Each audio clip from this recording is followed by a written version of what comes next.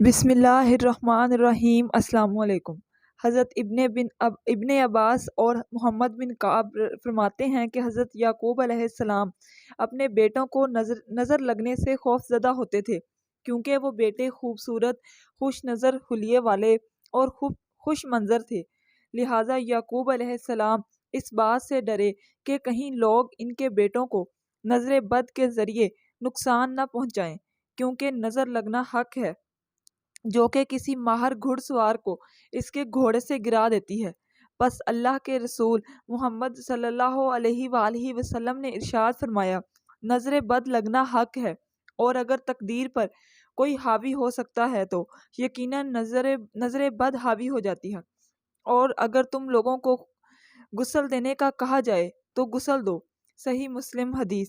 حضرت سلمہ رضی اللہ تعالی عنہا سے روایت ہے کہ ایک دفعہ رسول اللہ صلی اللہ علیہ وآلہ وسلم ان کے گھر تشریف لائے، اور ان کے پاس ایک بچی بھی تھی جس کے چہرے پر پلاہٹ اور کمزوری تھی۔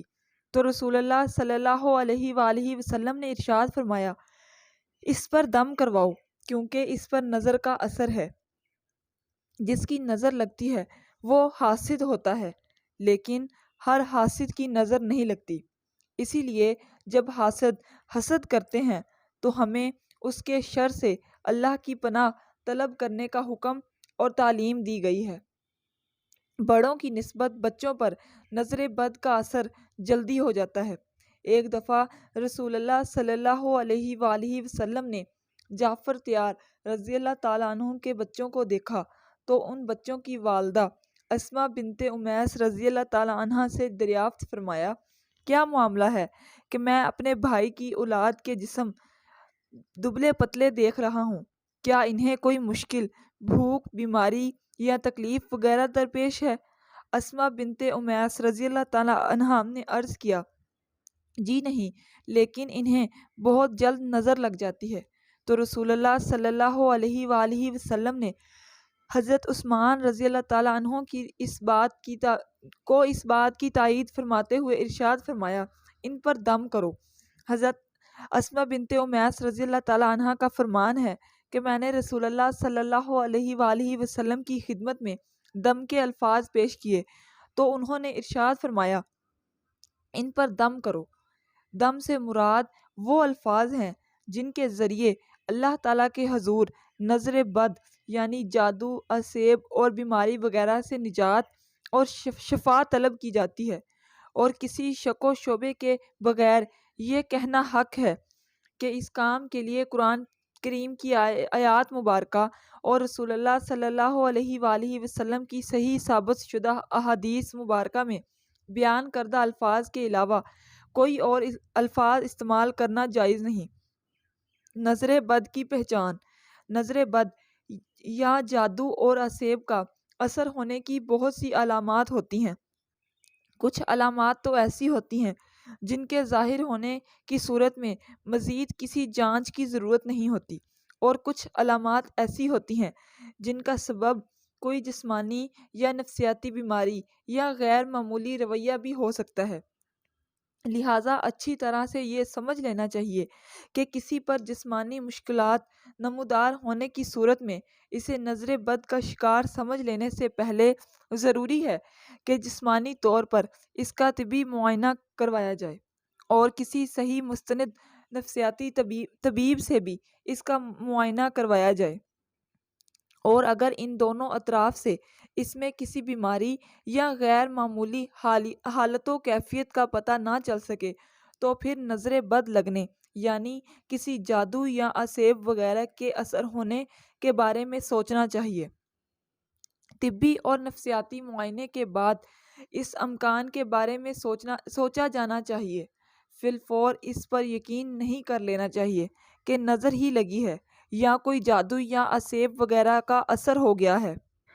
جب نظر بد، جادو یا عصیب وغیرہ کا اثر انداز ہو چکنے کا یا ایسے کسی امکان کا معلوم کرنا ہو تو اس کا بہترین اور تجربات سے ثابت شدہ طریقہ یہ ہے کہ جس شخص کے بارے میں ایسا کوئی شک ہو اس شخص پر قرآن کریم کی آیات کی تلاوت کی جائے۔ ان آیات کی تلاوت جو صحیح عقیدے اور عمل والے علماء کے تجربات کے مطابق اور بلا شک و شبہ اللہ تعالیٰ کی مشیت سے ایسے معاملات میں علاج کی تاثیر رکھنے والی ہوتی ہے۔ جب ان آیات کو مریض شخص کے سامنے تلاوت کیا جاتا ہے یا بسا اوقات جب اس کے سامنے قرآن کریم کی تلاوت کی جاتی ہے تو اس پر درج ذیل علامات ظاہر ہوتی ہیں۔ نمبر 1، چہرے پر پلاہٹ ظاہر ہونا۔ نمبر 2، سینے میں گھٹن کا احساس ہونا۔ نمبر 3، تلاوت سننے کے دوران جسم کے مختلف حصوں میں درد ہونا۔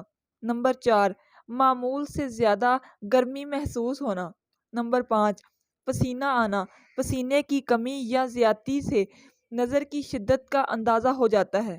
نمبر 6، بے چینی کی کیفیت ہو جانا۔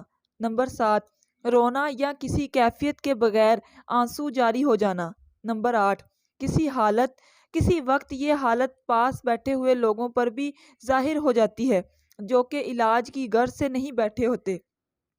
ایسی صورت میں معالج کو اس کی طرف بھی توجہ کرنی پڑتی ہے، لیکن دیکھنے والوں پر عموماً یہ اثر مریض کی حالت دیکھنے یا آیت شریفہ کو سمجھنے کی وجہ سے ظاہر ہوتا ہے۔ اس سے یہ نہیں سمجھا جانا چاہیے کہ وہ لوگ بھی کسی نظر بد کا شکار ہیں۔ نمبر 9، جسم کے مختلف حصوں کا بلا ارادہ خود بخود حرکت کرنا۔ نمبر 10، دل ڈوبنے کی کیفیت وارد ہونا۔ نمبر 11، پٹھوں کا اکڑنا، کھنچنا اور درد ہونا۔ نظر بد کا علاج نبی کریم صلی اللہ علیہ وآلہ وسلم وہ دم جو حضرت جبرائیل علیہ السلام نے رسول اللہ صلی اللہ علیہ وآلہ وسلم پر کیا۔ ترجمہ: میں اللہ کے نام پر آپ پر دم کرتا ہوں، اللہ ہی آپ کو شفا دے گا ہر ایک بیماری سے جو آپ میں ہے، اور گروں اور گانٹوں پر جادو اور ٹونے کر کے پھونکنے والوں کے شر سے اور حسد کرنے والوں کے شر سے جب وہ حسد کرتے ہیں۔ سنن ابن ماجہ اور سنن ترمذی۔ اسے مریض پر 3 دفعہ پڑھا جائے، وہ دم جو رسول اللہ صلی اللہ علیہ وآلہ وسلم ہر قسم کے مریضوں پر فرمایا کرتے تھے۔ ترجمہ: اے لوگوں کے رب، شفا دینا صرف تیرے ہی ہاتھ میں ہے، بیماری، تکلیف وغیرہ کو دور کرنے والا تیرے سوا کوئی بھی نہیں۔ صحیح بخاری۔